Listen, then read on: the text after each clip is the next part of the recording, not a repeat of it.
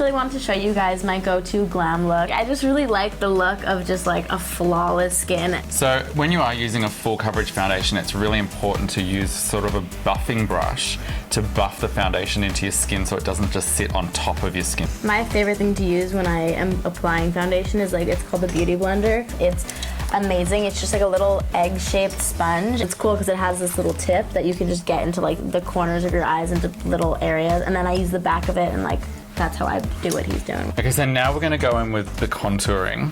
The strongest contour is usually underneath the cheekbone. So I'm using the NARS stick for this and just basically putting in a strong line straight underneath the cheekbone. And then I take the buffing brush and I blend it upwards from that line. If you blend it downwards, it'll kind of create something that doesn't look like a cheekbone. It just more looks like you applied too dark of a foundation. Just creating some cheekbones with makeup. So the next thing on your face where I would contour is the temple. So I'm just popping a little bit of the darker color on there as well. And then buffing that out again, and then buffing this one up and out into your hairline. So with the jawline, I'm actually going to do a softer contour. So I'm actually just putting a little bit of the dark product onto my hand, and with the buffing brush, just getting a little bit of that product onto the brush, and then we're going to do it just with the brush rather than creating the strong line first. When you're doing your jawline like this, you don't want to bring it down your neck because then you'll just have brown lines. You kind of just want to keep it on your jawline bone, and it really will accentuate your jawline so much and make it look a lot sharper than it actually is. Okay, so when we're doing a contour, obviously we're using a darker color, but always we try to go a little bit ashier as well. Now we're going to do a highlight, and so with this lighter color, I like it to be a little bit peachy and pinky because that makes things look even more protruding. So we're going to start by doing this underneath the eyes. And this one really brightens up the eyes. This is the Becca. So I'm just pressing that in to the under eye. And I take it just down to a little V. And then I also like a lighter color foundation just down the tip of the nose. So I'm all about the under eye thing. I think it's really, really pretty. I've never seen anyone do this before until I was on Tumblr, and I saw it was a girl and she didn't have anything but her foundation and her concealer and contour on, and I was just like, oh my goodness, how does her bones look like that? And my friend was like, she contoured and highlighted her face, and I'm like, contour, highlight, what is this? This is a whole new world.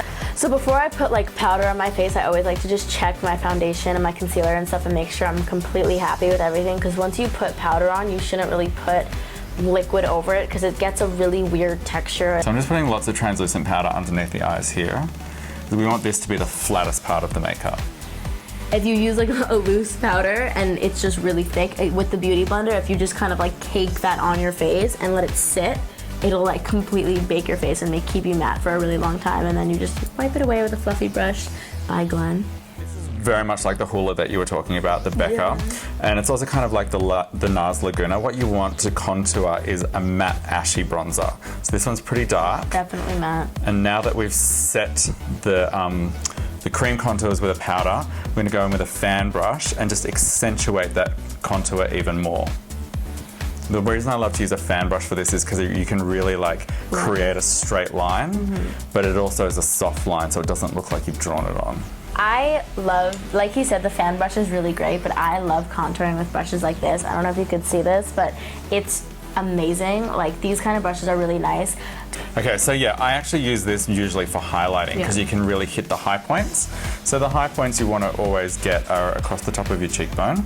I actually really like to use this as an eyeshadow base as well, if you want that really shimmery look. I love to put that on my brow bone too. I kind of do a C shape, so I go from here and then I do my cheekbone. Looks really, really pretty. And my other favorite spot I love to put this is across the Cupid's bow. Me too. Before you do the lipstick. You have to be really careful with this because you don't want to look sweaty. Yeah. You want it to look glowing. Oh, is that a palette of blush? Yeah, that's Orgasm. That's Super Orgasm. Stop it. That's a highlight, right? That's Laguna. Is this Coco Cabana in powder form? In the powder form, yeah. Because we've done such a heavy contour and highlight, I'm not going to do too much blush. So just a little pop in the apple of the cheek. I love blush because it adds color to your face and it makes you look like you're healthy and it's glowing.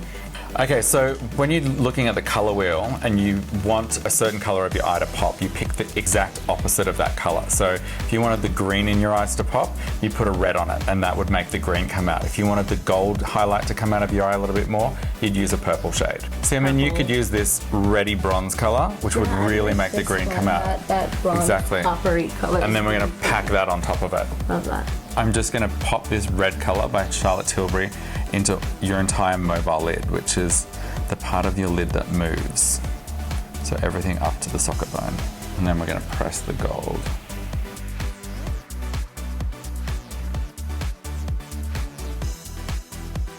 So now I'm taking a deeper bronze color and just blending it into a lower lash line with a bullet brush, just to give a smoky under eye effect. Because Madison has got such amazing brows as it is, we don't really need to fill them. So I'm just gonna groom them into the right direction. Add a little Anastasia brow gel to them, pushing them up, and then using the brush to drag them down along the top of her natural brow line, creating the shape that way. Okay, so we're just doing like a really nude, basically flesh-colored lip.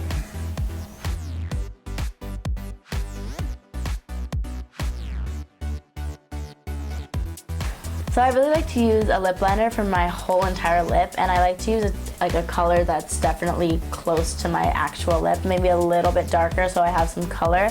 But a tip is, if you're gonna overdraw your lips, don't go crazy. Do it in a way that is subtle and is natural, because you don't want people to just like obviously know that you overdraw your lips. So I like to do mascara on my bottom and top lashes. I like to do them on the top lashes if I'm wearing fake eyelashes, because it bonds the top real ones and the top fake ones together. So this is the final look, and I hope that you guys really enjoyed watching this video and you got to learn some tips, some tricks, and now you know everything I use to get my go-to glam look. I love you guys. Thank you for watching.